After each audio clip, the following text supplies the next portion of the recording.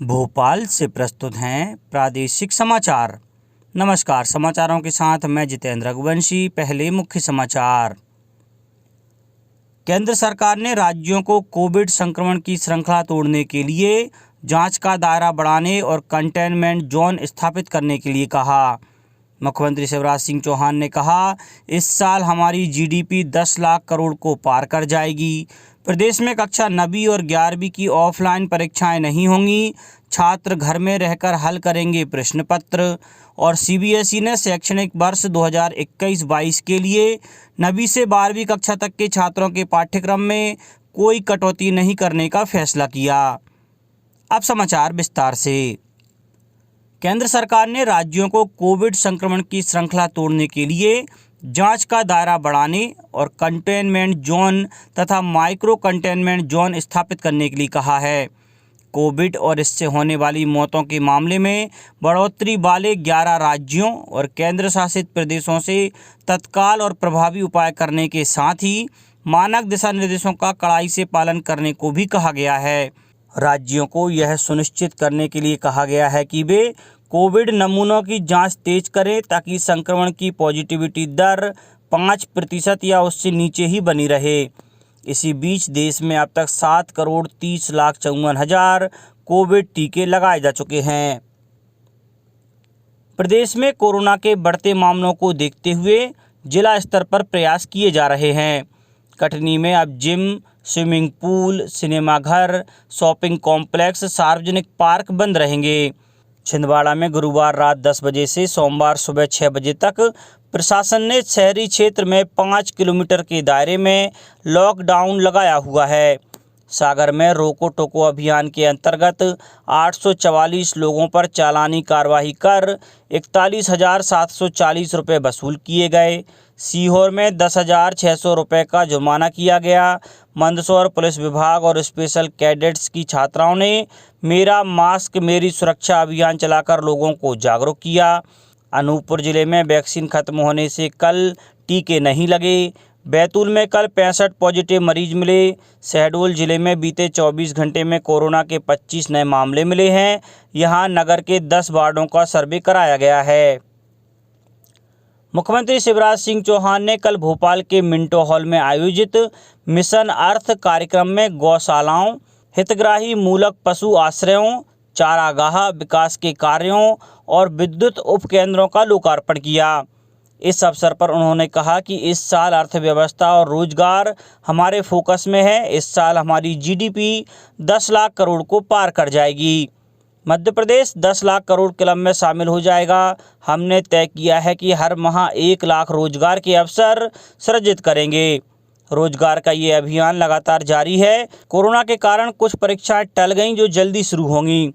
श्री चौहान ने बताया कि एक और अभिनव प्रयोग हुआ है, अत्याधुनिक सीमन प्रयोगशाला, जिससे किसानों को लाभ होगा। अब 260 करोड़ रुपए की लागत से बनी 985 सामुदायिक गौशालाओं का लोकार्पण और 50 करोड़ रुपए से बनने जा रही है। 145 सामुदायिक गौशालाओं का शिलान्यास हुआ है। उन्होंने किसानों का आह्वान किया कि औने पौने दाम में फसल न बेचें, समर्थन मूल्य से ज़्यादा बाहर मिले तो बेचो। केंद्रीय पर्यावरण, वन और जलवायु परिवर्तन मंत्री प्रकाश जावड़ेकर ने कहा है कि सरकार कुछ ही वर्षों में बिजली के 40 से 60 वाट तक के सभी सामान्य बल्बों को एलईडी बल्बों में बदल देगी। उन्होंने कहा कि सरकार ने पिछले 6 वर्षों में 2 अरब सामान्य बल्बों को एलईडी बल्बों में बदला है। एक कॉन्क्लेव को संबोधित करते हुए उन्होंने कहा कि इस पहल से न केवल कार्बन उत्सर्जन को रोकने में मदद मिलेगी, बल्कि इससे ऊर्जा की भी बचत होगी। स्कूल शिक्षा मंत्री इंदर सिंह परमार ने कहा है कि कक्षा 9वीं और 11वीं की परीक्षा घर से ली जाएगी। इन कक्षाओं की ऑफलाइन परीक्षा आयोजित नहीं की जा रही है। उन्होंने कहा कि कोरोना के बढ़ते संक्रमण के बीच परीक्षाएं ऑफलाइन नहीं ली जा सकती। घरों से परीक्षा देने के दौरान छात्र छात्राओं को प्रश्न पत्र घर पर भेजे जाएंगे। स्टूडेंट कॉपियां स्कूल में जमा कराएंगे। ये फैसला बच्चों की सुरक्षा के चलते लिया गया है। वन मंत्री डॉक्टर कुंवर विजय शाह ने उमरिया में कहा है कि बांधव टाइगर रिजर्व में आग लगने जैसी घटनाएं भविष्य में नहीं हो, इसके लिए व्यापक रणनीति तैयार की जा रही है। इसके अंतर्गत 1 माह के लिए चौकीदारों की व्यवस्था, रात के लिए ड्रोन, एम्बुलेंस, ब्लोअर और फायर फाइटर की व्यवस्था का प्रस्ताव है। इसी तरह विदेशों में जंगलों की आग बुझाने के लिए फायर फाइटर हवाई जहाज का उपयोग किया जाता है। इसके लिए केंद्र सरकार को प्रस्ताव भेजा जाएगा। श्री शाह ने कहा कि बांधवगढ़ टाइगर रिजर्व में विगत दिनों लगी आग से बफर जोन और कोर जोन में जंगल को नुकसान पहुंचा है, पर उससे अन्य वन्य जीवों को नुकसान नहीं हुआ है और आग पर 48 घंटे के अंदर काबू पा लिया गया है। केंद्रीय माध्यमिक शिक्षा बोर्ड सीबीएसई ने शैक्षणिक वर्ष 2021-22 के लिए 9वीं से 12वीं कक्षा तक के छात्रों के पाठ्यक्रम में कोई कटौती नहीं करने का फैसला किया है। बोर्ड ने नया पाठ्यक्रम जारी किया है, जिसमें पिछले शैक्षणिक वर्ष में हटाए गए अध्यायों और विषयों को आगामी शैक्षणिक सत्र 2021-22 में बहाल कर दिया गया है। आधिकारिक सूत्रों ने बताया कि पाठ्यक्रम में कटौती एक बार केवल 2021 की बोर्ड परीक्षाओं के लिए थी। जिन छात्रों के पाठ्यक्रम में कटौती की गई वे इस साल मई और जून में परीक्षा देंगे। किसान कल्याण तथा कृषि विकास मंत्री श्री कमल पटेल ने मंडियों के आधुनिकीकरण के लिए मास्टर प्लान तैयार करने के निर्देश दिए हैं। उन्होंने कहा है कि मंडियों को स्मार्ट बनाने की कार्ययोजना के साथ ही स्टाफ क्वार्टर्स के लिए भी आवश्यक कार्यवाही प्रारंभ की जाए। श्री पटेल ने अधिकारियों को 2 सप्ताह में रिपोर्ट प्रस्तुत करने के लिए कहा है। बैठक में एमडी मंडी बोर्ड सुश्री प्रियंका दास मौजूद थीं। मंत्री श्री कमल पटेल ने मंडी बोर्ड में आयोजित बैठक में समस्त तकनीकी संभागीय यंत्रियों और कार्यपालन यंत्रियों को निर्देशित करते हुए कहा कि मंडियों के आधुनिकीकरण में किसी भी प्रकार की लापरवाही और कमी बर्दाश्त नहीं की जाएगी। उन्होंने स्पष्ट कहा कि निर्माण कार्य की गुणवत्ता से कोई समझौता नहीं होगा। मंत्री श्री पटेल ने मॉडल मंडियों के मास्टर प्लान में विशेष रूप से एक जैसे गेट, रेस्ट हाउस, किसान clinic, boundary wall, shed, canteen, खाद, बीज और दवाई के लिए बाजार इत्यादि के पर्याप्त बंदोबस्त करने को कहा है। मंत्री श्री पटेल ने कहा है कि पूर्व में जारी निर्देशों का पालन करते हुए भारतीय परंपरा अनुसार किसानों का स्वागत सत्कार किया जाए। शुद्ध पेयजल एवं किसान विश्राम गृह की व्यवस्था सुनिश्चित करें। मॉडल मंडियों के लिए चलित वाटर कूलर, किसान सभागार, किसान क्लिनिक, कृषि यंत्रों के सर्विस सेंटर इत्यादि की भी व्यवस्था करें।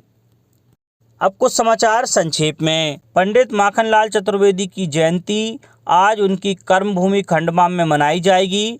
इस अवसर पर परंपरा अनुसार शाम को 6 बजे प्रतिमा पर दीप प्रज्वलित किए जाएंगे।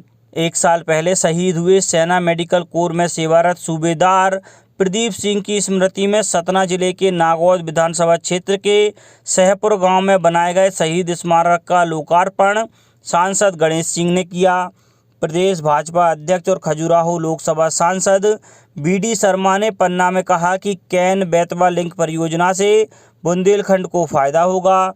लोक स्वास्थ्य और परिवार कल्याण मंत्री डॉक्टर प्रभुराम चौधरी ने वीडियो कॉलिंग के माध्यम से सागर जिला चिकित्सालय स्थित डफरीन अस्पताल में भर्ती प्रसूति महिलाओं और पोषण पुनर्वास केंद्र में भर्ती बच्चों के अभिभावकों से बातचीत की।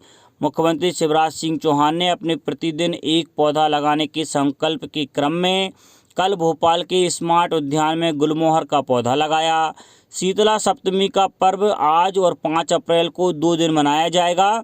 इस दिन घरों में चूल्हा नहीं जलेगा और एक दिन पहले बने ठंडे भोजन का भोग लगाया जाएगा। गुना में कोविड-19 के मद्देनज़र 10 अप्रैल को आयोजित होने वाली नेशनल लोक अदालत अब 8 मई को होगी और रायसेन के वरिष्ठ समाज सेवी हरि नारायण सक्सेना हरि बाबू का गत दिवस मुंबई के लीलावती अस्पताल में 88 साल की आयु में निधन हो गया।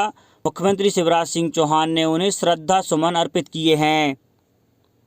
अंत में मुख्य समाचार एक बार फिर।